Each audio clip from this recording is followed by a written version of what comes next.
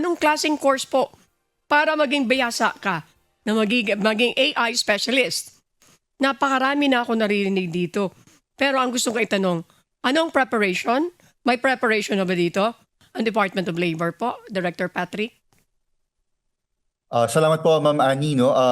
Unang-una po, yung unang kailangan natin malaman ano yung mga programang available para sa ating mga kababayan, no? Lalo na sa paghahanda natin sa pagpasok ng ganitong mga klase ng mga trabahong may kinalaman sa digital transformation or artificial intelligence. At kabilang po dyan, unang-una sa Bureau of Local Employment, yung mga programa po natin na may kinalaman sa youth employability, yung bibigay po ng kasanayan para sa ating mga kabataan, no? Kabilang po dyan ang Special Program for Employment of Students, ang Government Internship Program, at ang Job Start Program. Ito pong mga youth employability programs ay nagbibigay ng opportunity para sa ating mga kabataan para ma-build yung kanilang mga skills and competencies, lalong-lalo na yung may kinalaman po sa digital transformation.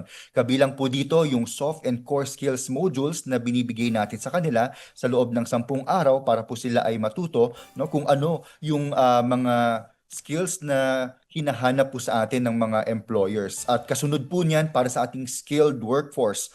Nasa ilalim po ito ng TESDA. May mga programa po tayong may kinalaman sa skills development program. At ang pinaka nakatutok po dyan sa ating digital transformation ay yung mga online TESDA online programs po natin. At ang pinakahuli nga pong balita dito ay mayroon na pong mga courses, training courses na may kinalaman sa artificial intelligence. At panghuli po, para sa mga professional na natin na mga kababayan, no, sa ilalim po ng Professional Regulations Commission, patuloy po yung pagmamonitor natin nung continuing professional development ng ating mga professionals, at kabilang po dito yung pag-i-integrate po ng mga AI or digital related courses para sa ating mga professionals.